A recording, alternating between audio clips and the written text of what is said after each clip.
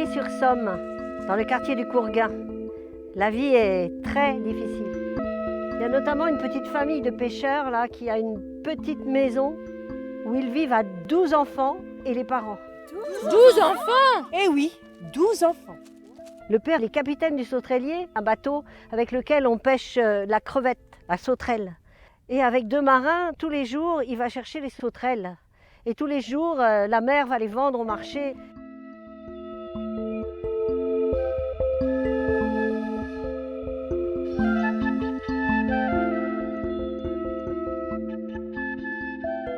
Un jour, le marin part en mer. Ce jour-là, le temps n'était pas beau du tout, mais il fallait quand même bien partir. Il y avait des nuages. Il y a la tempête qui menace. Ça fait comment la tempête? Ouh, il y a une grosse vague qui arrive, qui engloutit tout. Et quand la lame était partie, le père n'était plus là, disparu en mer. La mère a décidé alors que c'était les aînés qui devaient prendre le relais.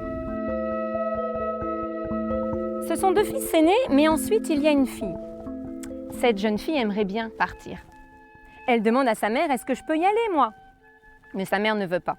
Elle, depuis qu'elle est toute petite, elle se plante comme ça devant la mer et elle peut rester des heures et des heures. Et elle n'entend même pas sa mère à elle qui lui dit « Mais qu'est-ce que tu fais encore là? Mais reviens donc! Viens m'aider !» Toujours à rien faire devant la mer. Et puis depuis la disparition de son père, toutes les nuits, elle rêve que son père est là, que son père est en bas dans la mer et qu'il est vivant et qu'il faut aller le chercher. Alors elle dit à sa maman, elle dit aux gens, papa est vivant, il faut aller le chercher. Mais tout le monde lui dit, mais ma fille, tu rêves, enfin t'es folle quoi. Alors un soir, tout le monde était endormi. Elle décide de partir toute seule. Elle prend une yole, elle s'en va à l'aviron, au large. Là, d'un seul coup, le temps change et une énorme vague arrive et l'emporte à son tour. Elle se sent perdue. Elle sent qu'elle aussi, elle va rester là au fond de l'eau. Quand soudain, elle sent comme une chaleur autour d'elle. Non, elle n'a pas peur. Elle se sent bien. Elle se sent même revivre. Elle arrive dans une espèce de bulle, une bulle d'oxygène, dans laquelle il y a son père. Son père qui lui dit qu'un homme phoque l'a sauvé, mais le retient prisonnier parce qu'il a besoin de compagnie. Et alors, la fille, elle réfléchit, elle dit, mais moi, j'ai envie de rester dans la mer. Papa, remonte, je prends ta place. Et le père, il dit non, ma fille, mais pas question, il faut que tu vives ta vie.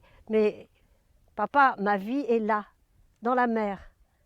Et là, l'homme phoque lui a donné une peau de phoque. Elle l'a enfilée et elle s'est sentie tellement bien. Et le père a vu, ils sont partis tous les deux, le phoque et sa fille, dans sa combinaison de phoque qui faisait plus qu'une combinaison, c'était sa nouvelle peau. Et ils sont partis tous les deux et le père a compris que c'était son destin. Quelques jours plus tard, on voit un homme échoué sur la plage. On ne comprend pas. En fin de compte, c'était le papa qui était toujours vivant. Il a repris sa place au sein de sa famille.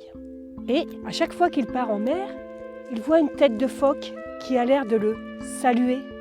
Il ne comprend pas, il n'arrive pas à mettre des mots sur ce qui lui arrive. Ça lui rappelle bien quelque chose, mais il ne se souvient pas bien quoi.